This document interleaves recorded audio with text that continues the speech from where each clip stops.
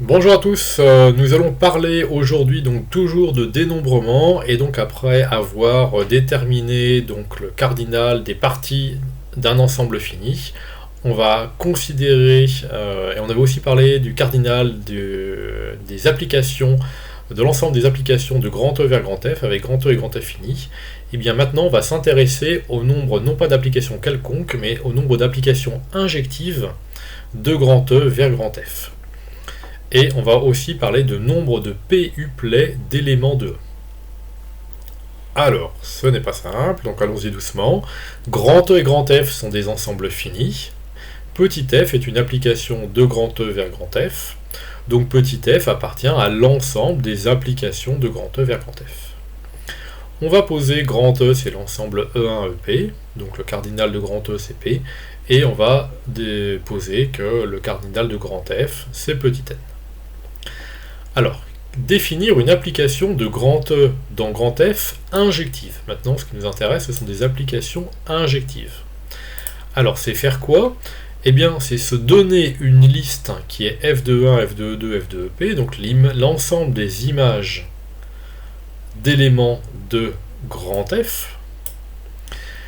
Mais donc, c'est donc se donner une liste d'éléments de grand F 2 à 2 distincts. Alors effectivement, parce que si on connaît une liste d'éléments de grand F 2 à 2 distincts, donc c'est-à-dire tous différents, ces éléments de grand F, eh bien on peut considérer que le premier élément, donc une liste ici, c'est un PU-play, attention, qui s'est ordonné. Donc le premier élément de ce PU-play, on peut se dire que c'est l'image de f de 1, le deuxième élément de ce PU-play de grand F est l'image de 2, etc. Et le PIM élément de ce PU-play est l'image de EP, donc toujours image par petit f. Alors une fois qu'on...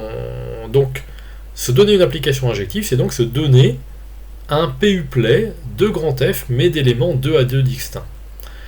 Donc, se donner une application injective, c'est donc déterminer le nombre de choix possibles de prendre P éléments distincts et ordonner, puisque là il y a un ordre, et ordonné dans un ensemble à grand N éléments, puisque grand F a grand N éléments.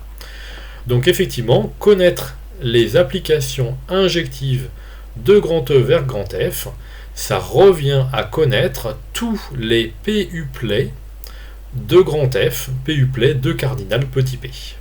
Donc enfin oui, PU-play c'est le cardinal petit p. Il y a P éléments dans un PU-play. Alors, que dit la proposition 19? Elle dit la chose suivante, donc avec les mêmes notations pour les cardinaux, cardinal de grand E c'est P et cardinal de grand F c'est N, eh bien deux possibilités. Si petit n est strictement inférieur à P, eh bien le nombre d'injections de grand E vers grand F est nul. Il n'y a pas d'injection. Il n'y a pas d'implication injective de grand E vers grand F. Si par contre n est supérieur ou égal à P, alors dans ces cas-là, le nombre d'injections de grand E vers grand F, alors on parle aussi le nombre d'arrangements de P éléments de grand F. Arrangement parce que voilà, c'est ce qu'on fait ici, c'est un arrangement de P éléments de grand F, donc un arrangement de P éléments de grand F, c'est un PU-play d'éléments de grand F. On les arrange dans un certain ordre, puisque c'est une notion ordonnée, le PU-play. Eh bien, ce nombre est factoriel n sur factoriel n-p. C'est-à-dire encore n fois n-1 fois n-2, etc. fois n-p plus 1, si on simplifie ce quotient de factoriel. Et donc je dis, ce nombre, il s'agit donc aussi du nombre de PU-play ordonnés, donc je reprécise à l'oral, ce sont des PU-play ordonnés d'éléments de grand F, donc d'un ensemble à n, à grand N éléments. Donc grand N est supérieur ou égal à P, donc la différence ici est bien un entier, tout ceci a un sens.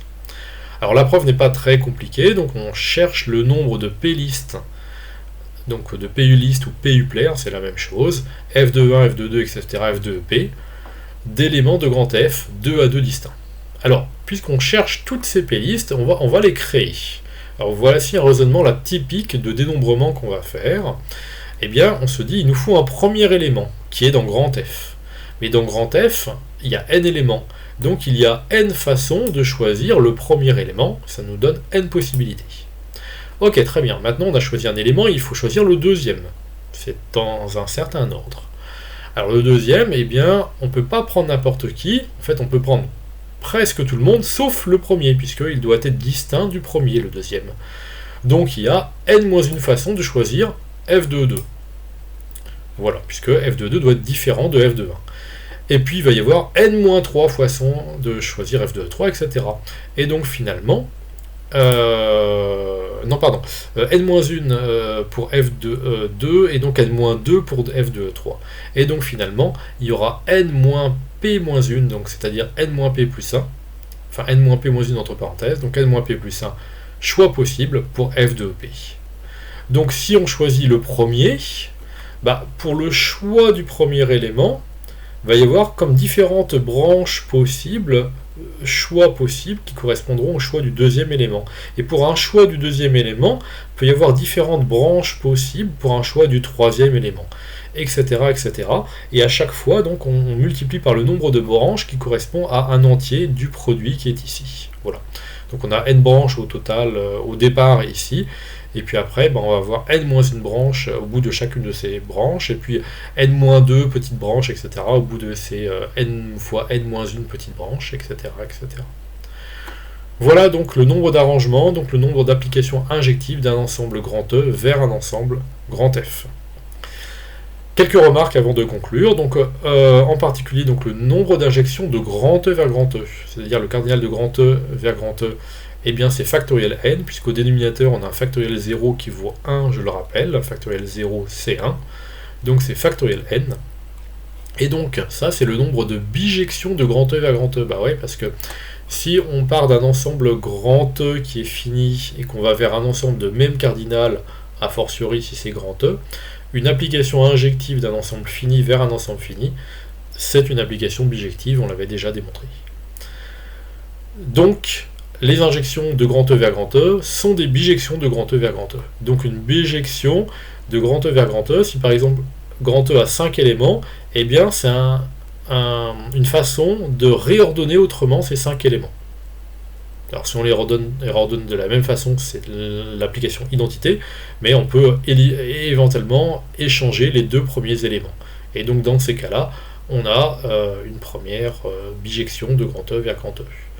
Voilà, on peut échanger le premier et le troisième, on peut faire passer, on peut les faire rouler, faire passer le premier en deuxième, le deuxième en troisième, le troisième en quatrième, le quatrième en cinquième, et le cinquième en premier. Voilà. Différentes comme ça, et donc des bijections, de telles bijections, il y en a, si vous avez 5 éléments, donc avec vos doigts, en fait, il y a 5 factoriels, façons de réordonner vos doigts. Ça peut être un exercice très amusant, surtout si vous avez un petit frère ou une petite sœur qui vous ennuie. Donc vous lui demandez de mettre ces doigts là à plat dans tous les ordres possibles. Le pouce, l'index, le majeur, etc. Puis après on intervertit, donc le petit doigt, l'auriculaire avant l'index qui est après le majeur, et tout, voilà. Ça fait factoriel 5, ça fait 120 possibilités. Voilà, vous dites toujours qu'il en reste une ou deux qui n'a pas trouvé, et ça l'occupe un certain temps. Voilà. Et alors, ce nombre de bijections, revenons à quelque chose de plus sérieux, donc ce nombre de bijections d'un ensemble de cardinal n dans lui-même, c'est ce qu'on note Sn. C'est l'ensemble de bijections de 1n dans 1n, et donc le cardinal de Sn, c'est factoriel n.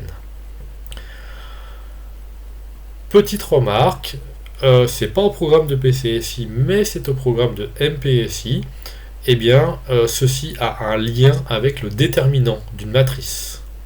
Ouais, ça saute pas aux yeux, hein. Mais bon, c'est comme ça.